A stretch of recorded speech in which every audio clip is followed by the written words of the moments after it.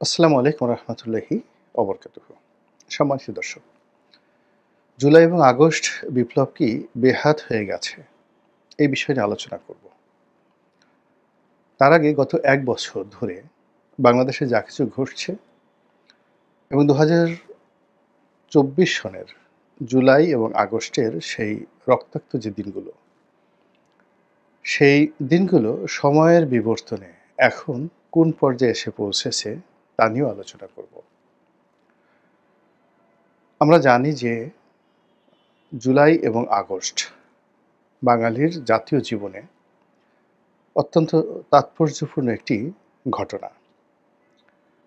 ১৫ বছরের শাসন, শেখ হাসিনার স্বৈরশাসন, যেটাকে এখন সবাই ফ্যাসিবাদী শাসনের চরম পরাকাষ্ঠা বলার চেষ্টা করছেন।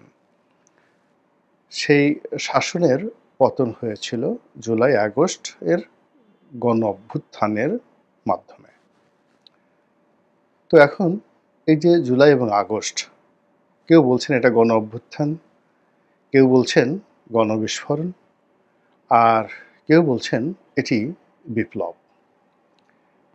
শেখ হাসিনার পতনের পর ডক্টর মোহাম্মদ ইউনূস যে সরকার গঠন করলেন ২০২৪ সনের আগস্ট মাসের ৮ তারিখে, সেই সরকারের রূপ, সেই সরকারের প্রকৃতি এবং সেই সরকারের যে কর্মপ্রণালী গত একটি বছর ধরে ভীষণ রকম বিতর্ক হচ্ছে।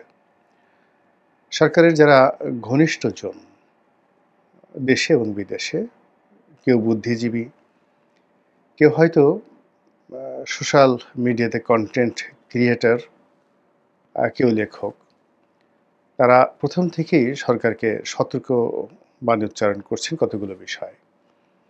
সেটি হলো যে এই তারা যে শপথ গ্রহণ করেছেন এটা একটা ভাওতাবাজি, এবং এই যে শপথ গ্রহণের মাধ্যমে তারা সাবেক সরকারের যে ধারাবাহিকতা, সংবিধান সমুন্নত রাখার অঙ্গীকার এবং রাষ্ট্রপতি চুপ্পুর অধীনে শপথ নিয়ে তারা যে সরকার পরিচালনা করছে, এটা আগামী দিনে তাদের জন্য বিরাট এক ঝুঁকির কারণ হয়ে দাঁড়াবে। এর কারণ হলো বর্তমান সংবিধান অনুযায়ী আপনি যেভাবেই পরিবর্তন করেন বা পরিমার্জন করেন, জুলাই এবং আগস্ট এই বিপ্লবটি রাষ্ট্রদ্রোহ। আর শেখ হাসিনা যেভাবে সংবিধানকে পরিবর্তন করেছেন, সেক্ষেত্রে এই রাষ্ট্রদ্রোহের মামলা একেবারে মৃত্যুদণ্ড। তো এই সকল কারণে ডক্টর মোহাম্মদ ইউনূসের যারা শুভার্থী তাদের বক্তব্য ছিল যে ইমিডিয়েটলি সংবিধানকে ছুঁড়ে ফেলে দেওয়া হোক, ইমিডিয়েটলি নতুন একটা সংবিধান প্রণয়ন করা হোক, ইমিডিয়েটলি একটি বিপ্লবী সরকার গঠন করা হোক, তারপর একটা জুলাই আগস্ট চার্টার, যেটিকে স্বাধীনতার সময় স্বাধীনতার ঘোষণাপত্র, এখানে জুলাই আগস্টের ঘোষণাপত্র হিসাবে অনেকেই অভিহিত করার চেষ্টা করছেন যে এরকম একটা জুলাই আগস্ট চার্টার ঘোষণা করে নিজেদের যে আইনগত ভিত্তি, এটিকে একটা বিপ্লবী সরকারে রূপান্তরিত করতে হবে। অন্যথায় আগামী দিনে রাষ্ট্রযন্ত্রের যে কূটকৌশল, দেশে বিদেশে চক্রান্ত এবং যারা ক্ষমতা হারিয়েছে তারা যদি সদল বলে দেশি বা বিদেশি শক্তির মদদে পুনরায় ফিরে আসে, একজনের পিঠের চামড়া থাকবে না। তো যারা রাষ্ট্র পরিচালনা করছেন, উপদেষ্টা মণ্ডলী, প্রধান উপদেষ্টার নেতৃত্বে, তাদের সঙ্গে যে সকল ছাত্র এবং জনতা, বিপ্লবী ছাত্র এবং জনতা বলে যারা সমন্বয়ক রূপে ইতিমধ্যেই সারা বাংলায় তোলপাড় তৈরি করেছেন, তারা সেই ২০২৪ থেকে আজ অবধি অনেক কিছু করার চেষ্টা করেছেন, অনেক কথা বলেছেন, কিন্তু শেষ পর্যন্ত তারা আওয়ামী লীগের কিছু শীর্ষ নেতাকে গ্রেপ্তার করা, তাদেরকে বিচার করার জন্য আইসিটি কোর্টে ন্যস্ত করা এবং আইসিটি কোর্ট পুনর্গঠন করা, এ সকল কিছু কাজকর্ম করার চেষ্টা করছেন এবং সংবিধানে কিছু মৌলিক পরিবর্তন, নির্বাচন ব্যবস্থা সংস্কার এবং নতুন কিছু বিধি ব্যবস্থা তৈরির জন্য এই গত ১১ মাস ধরে প্রাণান্ত তারা চেষ্টা করছেন, কিন্তু এখনো পর্যন্ত দৃশ্যত কোনো ফল হয়নি। অন্যদিকে দেশের প্রধানতম রাজনৈতিক দলগুলো, এর মধ্যে দুটো গ্রুপ আছে। একটা গ্রুপ হলো বিএনপির নেতৃত্বে একটা গ্রুপ যারা ইমিডিয়েটলি নির্বাচন চাচ্ছে, আর জামাতের নেতৃত্বে আরেকটি বিশাল গ্রুপ যারা ডক্টর মোহাম্মদ ইউনূসকে যে কোনো মূল্যে যে কোনো অবস্থায় সাহায্য করতে চাচ্ছে। ডক্টর মোহাম্মদ ইউনূস যদি নির্বাচন দিতে চায় বা উনি যদি নির্বাচন দিতে না চান, তিনি যেভাবে নির্বাচন পদ্ধতির কথা বলে সময় ক্ষেপণ করার চেষ্টা করছেন, তিনি যেভাবে স্থানীয় সরকার আগে নাকি জাতীয় নির্বাচন আগে এই বিষয় নিয়ে বিতর্ক করার চেষ্টা করছেন, তিনি যেভাবে নির্বাচনের দিন ক্ষণ কাল নিয়ে বিতর্ক তৈরি করার চেষ্টা করছেন, ডিসেম্বর থেকে জুন, জুন থেকে এপ্রিল, এপ্রিল থেকে আবার ফেব্রুয়ারি। তো উনি যাই বলছেন না কেন, জামাতের নেতৃত্বে একটা বিশাল গ্রুপ তারা হৈ হৈ রই রই করে তার পক্ষ অবলম্বন করছেন। কিংস পার্টি হিসেবে পরিচিত এনসিপি এবং এনসিপির মেন্টর বা প্রধান যাকে বলা হয় মদতদাতা হিসেবে জামাত। এর বাইরে আরও প্রায় ৭০-৮০টি ছোট ছোট কিংস পার্টি ইতিমধ্যে গঠিত হয়েছে। তো এই সমস্ত কিংস পার্টিকে খুব সুকৌশলে বিএনপির বিরুদ্ধে দাঁড় করিয়ে দেওয়া হয়েছে এবং দল ভাঙা গড়ার যে চেষ্টা অতীতে হয়েছে, ঠিক ওইরকম দল ভাঙা গড়ার চেষ্টা অব্যাহত আছে। জোট ভাঙা গড়ার চেষ্টা হচ্ছে। এখানে ভাঙা গড়ার না, ঠিক বিএনপির কাছ থেকে যতটা সম্ভব উত্তম ব্যক্তি, উত্তম দল, উত্তম গোষ্ঠী এদেরকে আলাদা করে নতুন একটা বলয় তৈরি করার চেষ্টা করা হচ্ছে।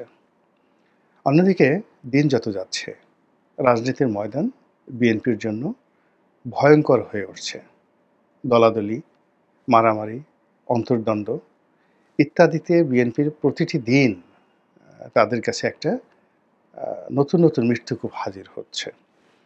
তো এই অবস্থা থেকে রেহাই পাওয়ার জন্য তাদের জন্য সবচেয়ে বেশি নিরাপদ এবং গ্রহণযোগ্য হলো ইমিডিয়েটলি একটা নির্বাচন করা। কিন্তু অবস্থা এমন হয়ে গেছে যে সরকার খেলতে খেলতে খেলতে খেলতে তাদেরকে সাপলুডুর খেলা খেলতে খেলতে এমন একটা জায়গায় নিয়ে এসেছে, এখানে কেবলমাত্র বিএনপি ছাড়া আর কেউ নেই।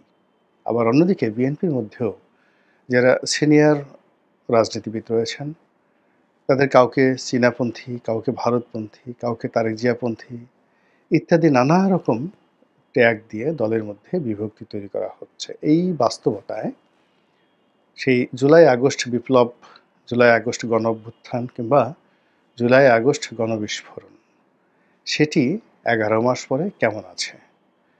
এখন ২০২৫ সনের জুলাই মাস চলছে।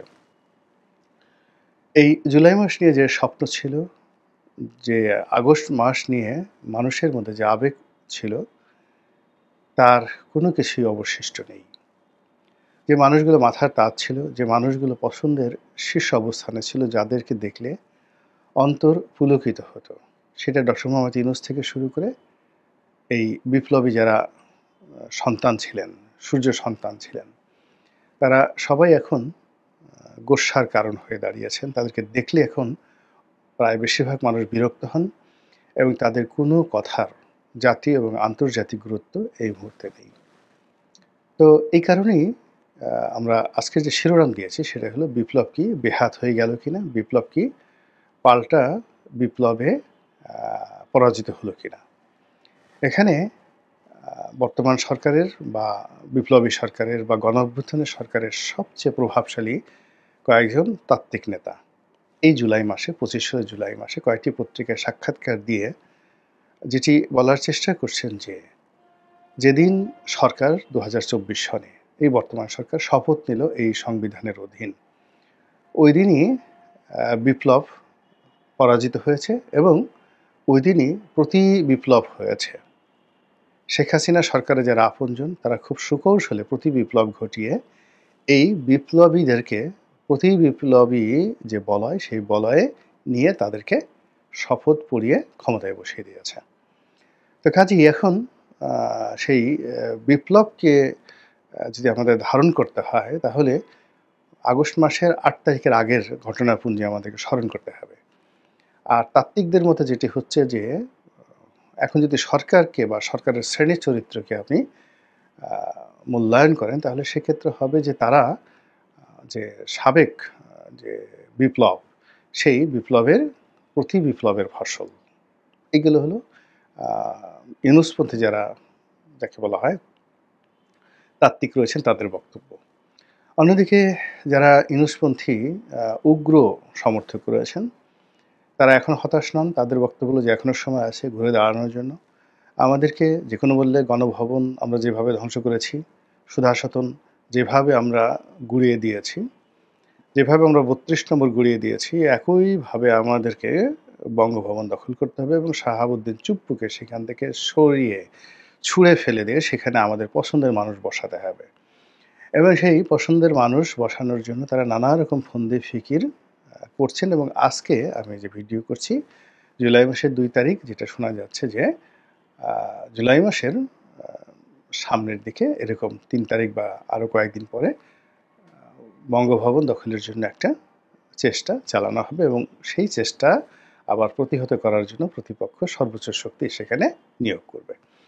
তো যাই হোক এরকম একটা অনিশ্চয়তার মধ্যে যেটা বলতে হয় যে বিপ্লবকে ধারণ করতে হলে বিপ্লবীদের যোগ্যতা লাগে, বিপ্লবীদের পরিকল্পনা লাগে, বিপ্লবকে বাস্তবে রূপান্তরিত করে এখন পর্যন্ত একটি সুন্দর শাসন ব্যবস্থা যদি কেউ চালু রেখে থাকে তার সবচেয়ে জ্বলন্ত উদাহরণ হলো কিউবা। তো কিউবার ফিদেল ক্যাস্ট্রো বিপ্লবী ছিলেন, তার চেয়েও বড় বিপ্লবী ছিলেন চে গুয়েভারা বলিভিয়ার। কিন্তু তিনি বিপ্লবকে সফল করতে পারেননি অন্য দেশে। কিন্তু তার বন্ধু এবং তার সহযোদ্ধা তিনি যে তাদের যে বিপ্লবটা তারা